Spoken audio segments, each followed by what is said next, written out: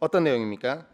오늘 나병 환자 시몬의 집에 예수님께서 찾아오셨는데, 이 나병 환자 시몬은 우리가 성경 여러 곳을 비교해서 보니까 문둥병자 나병 환자죠. 문둥병자. 이 사람이 누구냐면 그 요한복음 11장에 나오는 나사로 같습니다. 나사로. 그리고 여기 한 여인이라고 나오는 이 여인은 이 나사로의 누이인 마리아인 것 같습니다. 그리고 이 여인 어떻게 합니까? 자신의 집에 오신 예수님께서 식사를 하셨는지 뭘 하셨는지 모르지만 앉아 계실 때에 순전한 나드 향유를 가지고 와서 그 머리 위에 어떻게 하죠? 깨트리잖아요. 그 향유가 이만한 단지가 아니었겠죠. 여인이 들만하고 그 머리 위에 깨트렸다면 얼마나 정도 하겠습니까? 작겠죠. 그걸 가지고 가서 이렇게 딱 깨트린 거예요. 예수님 머리 위에. 예. 그 향유의 가격이 얼마라고 나와 있습니까? 300데나리온. 1데나리온이 요새 일당 건장한 사람 하루 1당 정도 합니다. 300데나 요즘 하루 1당이 얼마 정도인지 제가 잘 모르겠는데 한 10만 원 잡고도 그죠? 300데나리온이면 얼마죠? 한국 돈으로 계산이 안 되십니까? 3천만 원 되는 거예요. 요만한 병 하나 3천만 원짜리인 겁니다. 그걸 단번에 깨트려서 예수님 머리에 부어주신 겁니다. 여러분 한번 생각해 보십시오. 이게 정말 말이 되는 일인지. 여러분들 정말 좋아하는 사람이 있고 정말 귀한 사람이 있다고 여러분들 3천만 원짜리를 갖다가 쉽게 그렇게 할 수 있습니까? 단번에? 저는 잘 못할 것 같아요. 거기다가 이 향유라는 게 어떤 거냐면 향유, 향기 나다날 때 향자고요. 유자가 뭐예요? 기름 유자잖아요. 향기 나는 기름 맞습니다. 그런데 향기만 난다의 뜻이 아닙니다. 이 향유의 용도가 뭐냐는 거죠. 용도. 향유는요, 우리가 그냥 향수처럼 칙칙 뿌리고 다른 사람들의 냄새 좋게 하는 그런 용도가 아닙니다. 이 향유의 용도는 죽은 사람에게 바르는 용도입니다. 우리도 장례식장 가면 향 피우잖아요. 향 왜 피우십니까? 향으로 죽은 사람의 그 썩는 냄새를 가리기 위해서잖아요.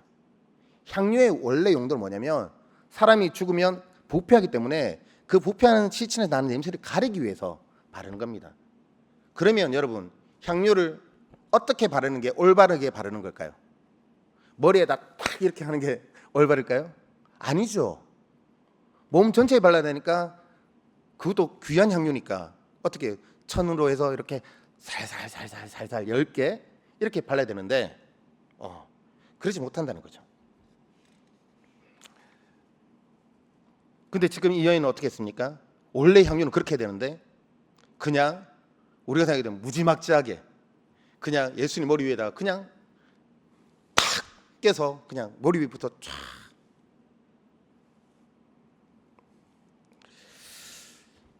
이런 걸 생각할 때 향유의 아까 제일 처음에 제가 얘기했던 것처럼 향유가 용도가 뭐라고 죠 죽은 사람의 냄새를 가리기 위한 용도라고 그랬잖아요. 지금 이 여인이 깨트렸는 그 대상, 그 예수님 돌아가신 분입니까? 아니요. 건장하게 살아있는 분입니다. 예수님이 그때 나이로 우리가 생각할 때 30살 정도 되잖아요. 30대 33세 정도 우리가 이렇게 추측할 건데 그럼 얼마나 건장한 청년입니까? 그 사람한테 죽은 사람한테 바르는 그 향유를 바르는 것 말이 됩니까? 말이 안 되죠. 그리고 아까도 말씀드렸다시피 그 향유를 머리서부터 이렇게 쫙 하는 게 말이 됩니까? 그 아무 말이 안 되는 거죠. 그러니까 사람들이 어떻게 반응합니까? 우리가 4절에 보니까 이렇게 얘기합니다. 화를 내며 서로 말하되 어찌하여 이 향유를 허비하는가? 사람들이 어떻게 했다고요? 화를 냈답니다. 화를. 솔직히 자기 돈도 아니잖아요. 그 향유 그 자기가 산 것도 아닌데 그렇게 한 것만 보고도 사람들이 화를 냈답니다. 왜요? 왜 화를 냈을까요? 자기들의 상식하고 맞지 않거든요. 그러니까 화를 내는 겁니다. 건장한 사람한테 이 죽은 사람한테 쓰는 이 향료를 붓는 거나, 그리고 조금씩 발라도 시원찮을 이 향료를 머리에다 그냥 냅다 부어버리는 거나, 사람들이 볼 때 너무 상식적으로 맞지 않다는 거죠. 그러니까 그들의 눈에는 이것이 뭐로 보였다고요? 허비로 보였던 거예요. 그러니까 화를 내는 거죠. 허비라는 말 자체가 뭡니까? 빌허자에 소비하다 할 때 그 비자죠. 소비를 했는데 아무런 의미가 없다, 허투루 했다, 그게 허비입니다. 이 했던 행동 자체가 아무 의미가 없다, 이런 뜻입니다. 낭비하고는 또 다르죠. 낭비는 쓰기는 써야 되는데 좀 많이 썼다, 그게 낭비잖아요. 그런데 예수님한테 했던 그 행동 자체가 낭비도 아니고요, 뭐라고 얘기했냐면 허비다, 이거 아무런 의미 없다, 이렇게 얘기했다는 거죠. 누가 그런 얘기를 했는 줄 아십니까? 3년 동안 예수님을 그렇게 따라다녔던 제자들이 그렇게 얘기했다는 것이죠. 특별히 그중에 가룟 유다는 5절 말씀에서 이 여인에 대해 이렇게 말하는 것입니다. 이거는 허비도 아니고 허비를 넘어서서 책망받을 짓이다, 책망받을 일이다. 흔히 하는 말로 보니까 그런 거죠. 돈 낭비하는 것 같은 거예요. 돈 낭비가 아니라 이거는 낭비도 아니고 허비고, 이거는 책망받을 만한 거예요. 돈을 그딴 데 쓰냐고 책망하는 거예요. 그 돈이면 가난한 사람들 더 많이 구제할 수 있겠다. 그거 왜 거기다 쓰느냐, 그렇게 얘기했다는 거죠. 여러분, 정말 이 여인이 한 일이 허비이고 책망받을 만한 일입니까? 여러분들은 어떻게 생각하십니까? 여러분 생각에는 이 여인이 정말 허비하고 책망받을 만한 일을 지금 하고 있는 겁니까? 정말 이성적이고 합리적인 사람들의 입장에서는 그럴 수 있을 것 같습니다. 저도 만약에 그 자리에서 진짜 그 모습을 봤다면 저도 맞다, 이건 좀 심한 거 아니냐, 이거 허비야 라고 생각했을지도 모르겠습니다. 근데 사랑하는 성도 여러분, 오늘 이 본문 가운데 가장 큰 허비를 한 사람은 누구일까요? 엄중한 시기, 모든 사람들이 예수님을 잡아 죽이려고 하는 그 엄중한 시기에 그 예수님을 자기의 집으로 모셔와서 대접했던 그 나병 환자 시몬입니까? 아니면 어찌 보면 자신의 전 재산일지도 모르고 시집 가려고 마련해둔 지참금일지도 모르는 그 전 재산을 예수님 머리 위에 탁 깨어버린 그 여인입니까? 아니면 시골 나사렛의 그 무명의 젊은이를 메시아로 생각하면서 3년이나 쫓아다녔던 그 제자들입니까? 누구일까요? 이 사건에서 가장 큰 허비를 한 사람은 바로 예수님 자신입니다. 지극히 높으신 하나님의 아들이 죄로 인해 영 죽을 수밖에 없는 우리들을 위해서 자신의 목숨을 내어주는 가장 큰 허비라고 계시는 거죠.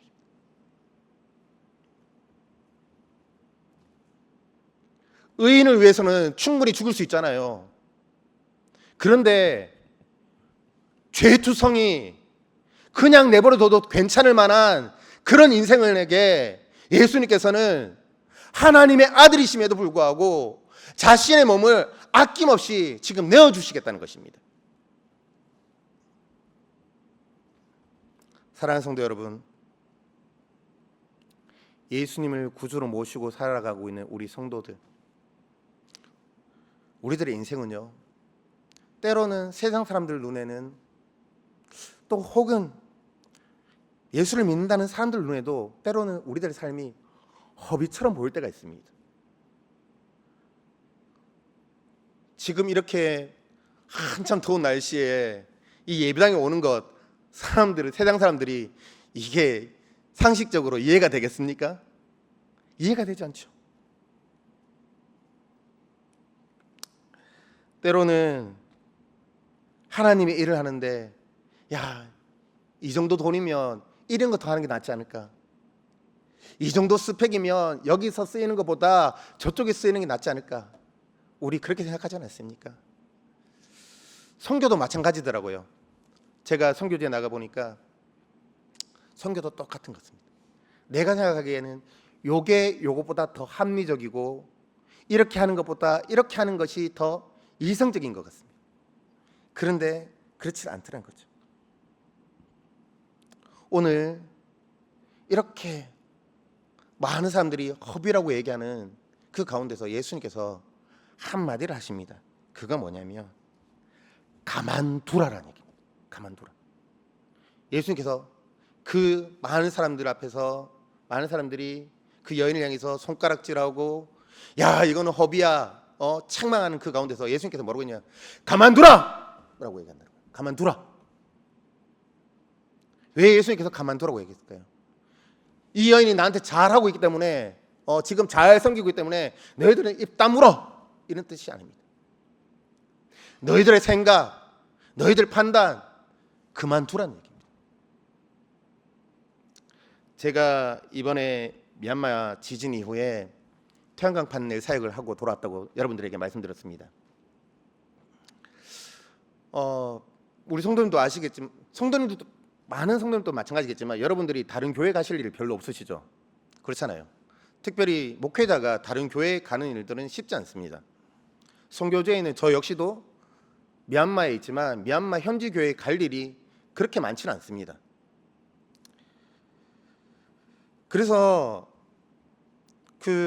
생각해 보면 저도 지금 하고 있는 사역들 있잖아요. 아까도 말씀드렸다시피 한인 예배 사역도 있고요. 그리고 우리 학교 사역도 있고요. 그리고 우리 센터 사역도 있고 바쁩니다, 실은. 그런 남의 교회까지 가서 뭐 그렇게 신경 쓸 수가 없어요. 그런데 이번에 이 지진으로 제가 참 많은 미얀마 현지 교회들을 다녀보게 되었습니다. 미얀마가 기독교가 들어온 지가 우리나라보다 훨씬 오래됐습니다. 훨씬. 그리고 어떻게 보면 우리나라보다 훨씬 좋은 선교사님들이 훨씬 많이 미얀마에 들어갔습니다. 미얀마가 예전에 영국의 식민지였기 때문에 영국 선교사님들, 유럽의 선교사님들, 서구에 있는 선교사님들이 많이 들어가서 복음을 전했습니다. 그런데 의외로 복음화율이 그렇게 높지 않았습니다. 왜 그럴까요? 우리가 생각하기에는 미얀마 교회는 분열의 영이 지배하기 때문에 서로 찢고 볶기 때문에 잘 안 돼. 아무리 해도 잘 안 돼. 그런 생각들이 많이 있었습니다. 저 역시도 이 미얀마 현지 교회들을 바라보면서 그런 생각들이 조금 있었습니다. 미얀마 교회가 부흥하지 못하는 이유들은 복음을 잘 알고 있으면 복음을 위해서 전투적으로 자기 종족이 아닌 사람들한테도, 제가 지난번에도 말씀드렸다시피 이분들은 자기 종족 아닌 종족에 가서 복음 전하는 거 쉽지 않습니다. 그러니까 자기 종족의 교회만 가고 자기 종족에만 전도하려고 합니다. 그러니까 그런 사람들을 보면 마음에 정죄감이 드는 거예요. 아니 복음을 아는 사람들이 어떻게 그렇게 할 수 있어? 복음을 안다면 다른 민족한테도 가야지. 아유 저 사람들은 그러니까 안 돼. 그러니까 복음화율이 이렇게 낮은 거야. 그렇게 제가 제 마음속으로 그렇게 정죄함도 있었습니다. 아까 제가 얘기했다시피 물론 제가 제 사역들이 있었기 때문에 미얀마 교회에 향해서 많이 찾아가지 못한 것도 있습니다만은, 솔직히 말하면 이 미얀마 교회에 대해서 제 나름대로 불신감들이 조금 있었기 때문에 오히려 제대로 찾아가지 못했던 것도 있었던 것 같습니다. 그런데 이번에 제가 미얀마 교회들을 많이 돌아봤거든요. 그런데 돌아보니까요 정말 저 많이 회개했습니다. 그 목회자들이요 그 어려운 곳에서도 정말 복음 때문에 얼마나 충성하고 열심을 다하는지 모릅니다. 우리는 왜 다른 민족한테 전도 못해? 라고 쉽게 얘기하는데 여러분 한 가지 예를 들까요? 우리나라가 일제 해방된 지가 이제 얼마나 됐습니까? 80년대 갑니다. 그죠? 그런데 우리 일본 하면 요즘 또 미운 마음이 들어요, 안 들어요? 들지 않습니까? 그런데 이분들은요, 우리는 지금 우리 눈에 일본 사람들도 없어요. 그럼에도 불구하고 여전히 미워하는 감정들이 있는데 이분들은 여전히 바로 옆에 그 사람이 살고 있는 거예요. 자기의 원수 같은 사람들이 살고 있는 거예요. 치열한 거예요. 눈만 뜨면 그런 사람들이 보이는 거예요. 그런 사람들한테 복음 제대로 전할 수 있을까요? 쉽지 않았던 거죠. 저는 그 사람들의 마음들을 이해하지 못했던 거죠. 물론 복음으로 그걸 극복해야 되죠. 하지만 이 사람들에게 그런 아픔이 있다는 것 갖다가 저는 몰랐던 거죠. 그저 눈에 보이는 결과만 보고 합리적인 생각만 하고, 야, 이건 아니야, 이거는 복음으로는 마땅히 해서는 안 돼. 그런데 제가 진짜 그분들 교회들 한 교회에 찾아서 그분들의 사정들을 지켜보니까요, 얼마나 열심히 하시는지 모릅니다. 얼마나 그걸 벗어내려고 몸부림치는지 모릅니다. 자기들도 알아요. 그게 힘든 일인데, 그게 나쁜, 하나님이 원하시는 것이 아니라는 건 알더라고요. 그리고 그걸 위해서 철저하게 몸부림치더라고요. 근데 쉽지 않은 거죠. 그런데 그런 사람들한테 제가 늘 항상 저는 참 손가락질 했던 것 같아요. 너무 미안한 거예요. 선교사는 정말 만들어져 가는 것 같습니다. 선교사는 선교지에서 선교사다워져 가는 것 같습니다. 예전에 미얀마 선교로 갔을 때 그냥 머릿속으로 이 사람들은 어떻고 이 문화는 어떻고 머릿속으로 많이 알고 있었습니다. 그런데 그들을 진짜 사랑하지 못했던 것 같아요. 근데 이제 감사하게도 우리 교회가 계속해서 부족한 저 같은 선교사를 위해서 기도해 주시고 후원해 주셔서 저 역시도 그들을 향해서 바라보니까요, 사랑하니까 보이더라고요. 사랑하니까 그들의 아픔들이 보이더라고요. 이게 합리의 문제가 아니더라고요. 이성의 문제가 아니더라고요. 오늘 말씀에 예수님께서 향유를 깨트린 이 여인의 행위에 대해서 허비라고 말하고 또 비난하는 사람들에게 가만두라 라고 하셨던 이것은 그저 야, 너희들 그 여자 비난하지 마라 이런 뜻이 아니라 너희들의 그 잘못된 그 판단을 이제는 멈추고 이제 하나님의 놀라운 복음의 눈으로 바라보라는 뜻인 것이죠. 사랑하는 성도 여러분, 우리 성도들의 가치는 세상과는 달라야 됩니다.